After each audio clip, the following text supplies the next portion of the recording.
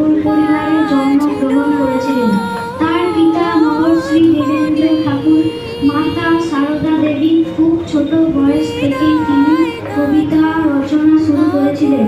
সারা জীবনে তিনি অসংখ্য কবিতা, ছোট গল্প, গান, উপন্যাস, নাটক, প্রবন্ধ রচনা করে গেছেন। তার লেখা গীতাঞ্জলি কাব্যগ্রন্থের ইংরেজি অনুবাদ সং অফারিংসের জন্য 1913 সালে তিনি এশিয়ার মধ্যে প্রথম সাহিত্য নোবেল পুরস্কার পেয়েছিলেন। 1915 সালে ব্রিটিশ সরকার তাকে নাইট উপাধিতে ভূষিত করে, কিন্তু 1919 সালের জালিয়ানওয়ালা